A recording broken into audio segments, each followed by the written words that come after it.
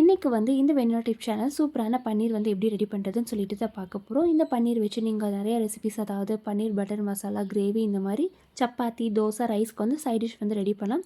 எப்படி செய்கிறதுன்னு சொல்லிட்டு பார்க்கலாம். இதுக்கு தேவையான பொருட்கள் பால், அதுக்கப்புறம் லெமன், இது 2 மட்டும் இருந்தாலே போதும்.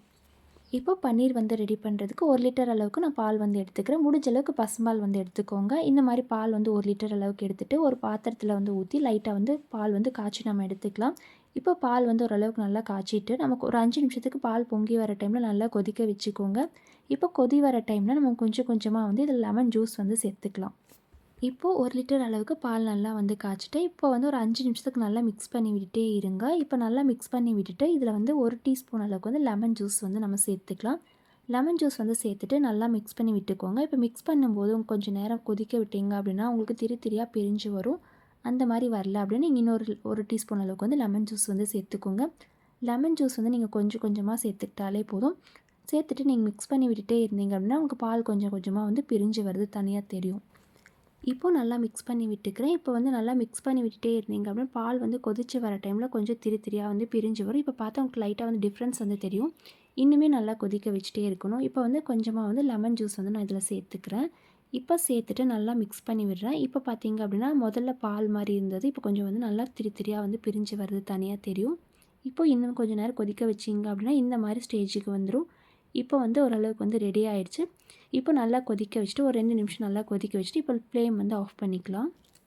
இந்த மாதிரி நல்லா கொதிக்க வச்சிங்க அப்படின்னா பால் நல்லா திரிஞ்சு வரும். இந்த மாதிரி ஆனதுக்கப்புறமா வந்து ஃப்ளேம் வந்து நம்ம ஆஃப் பண்ணிக்கலாம். இப்போ வந்து இது தனியாக வந்து ஃபில்டர் பண்ணி எடுத்துக்கலாம். இப்போது ஃபில்டர் பண்ணுறதுக்கு ஒரு பாத்திரம் வந்து வச்சுக்கோங்க. மேலே வந்து வடிகட்டி மாதிரி எதாவது ஃபில்டர் பண்ணுறதுக்கு எடுத்துக்கோங்க. அதுக்கப்புறமா வந்து லேசாக ஏதாவது கிளாத், அதாவது காட்டனில் வந்து லேசாக ஒயிட் கிளாத் எடுத்துக்கோங்க. அப்படிலாம் நான் நெட் கிளாத் மாதிரி எடுத்திருக்கேன். ஸோ இந்த மாதிரி வேணும் அப்படின்னா நீங்கள் எடுத்துக்கலாம். இப்போ வந்து தனியாக வந்து பாலை வந்து இப்போ வடிகட்டி ஃபில்டர் பண்ணி எடுத்துக்கலாம். இப்போது இந்த மாதிரி வந்து தனியாக வந்து நம்ம ஃபில்டர் பண்ணி எடுத்துக்கலாம். இப்போ ஃபில்டர் பண்ணி எடுத்துகிட்டு நம்ம இது வந்து நார்மல் வாட்டரில் வந்து வாஷ் பண்ணணும். அதாவது லெமன் வந்து சேர்த்துருக்கனால அதோட ஸ்மெல் வந்து இருக்கும். அதோட டேஸ்ட் வந்து தெரியாமல் இருக்கிறதுக்காக ஃபுல்லாக வந்து இது நார்மல் வாட்டரில் வந்து ஏதாவது தண்ணியில் வந்து சேர்த்து நீங்கள் வந்து வாஷ் பண்ணிக்கலாம். ஸோ இந்த மாதிரி ஃபுல்லாக வந்து வாஷ் பண்ணிக்கோங்க. அப்படி இல்லை அப்படின்னாலும் நீங்கள் வந்து ஃபில்டர் பண்ணுறதுக்கு முன்னாடி பன்னீர் மட்டும் தனியாக வந்து வாஷ் பண்ணிவிட்டு அதுக்கப்புறமா வந்து நம்ம ஃபில்டர் பண்ணிக்கலாம். ஸோ இந்த மாதிரி நீங்கள் வாஷ் பண்ணும்போது லெமன் ஜூஸோட ஸ்மெல் வந்து சுத்தமாகவே தெரியாது. இப்போது இதில் இருக்க தண்ணி ஃபுல்லாக வந்து ஃபில்டர் பண்ணிக்கலாம். இந்த மாதிரி நல்லா ஃபில்டர் பண்ணிவிட்டு இதை வந்து நல்லா டைட்டாக வந்து சுற்றி வச்சுக்கலாம். இப்போ சுற்றி வச்சுட்டு இதை வந்து 2 மணி நேரத்துக்கு இதுக்கு மேலே வந்து வெயிட் வைக்கணும். இந்த மாதிரி நான் வந்து டைட்டாக வந்து தண்ணியெல்லாம் வந்து ஃபில்டர் பண்ணிக்கிறேன். இப்போ இதுக்கு மேலே கல் ஒன்று வச்சு நான் வெயிட் மாதிரி ஒரு 2 மணி நேரத்துக்கு இந்த மாதிரி வச்சுக்கிறேன். இப்போது இந்த மாதிரி 2 மணி நேரம் விட்டுட்டீங்க அப்படின்னா உங்களுக்கு 2 மணி நேரத்துக்கு அப்புறமா நீங்கள் ஓப்பன் பண்ணி பார்க்கும்போது இந்த மாதிரி பன்னீர் வந்து ஃபுல்லாக வந்து செட்டாக நிற்கும். அப்படி இல்லைன்னா நீங்கள் ஃபுல்லாக வந்து டைட்டாக கட்டி மேலே இதில் கட்டி தொங்க விட்டுட்டீங்க அப்படின்னா பன்னீர் வந்து சாஃப்டாக வந்து செட் ஆகிருக்கும். அந்த மாதிரி நீங்கள் ட்ரை பண்ணலாம். இப்போ வந்து 2 மணி நேரத்துக்கு அப்புறம் இந்த மாதிரி பன்னீர் வந்து ரெடி ஆகிடுச்சு.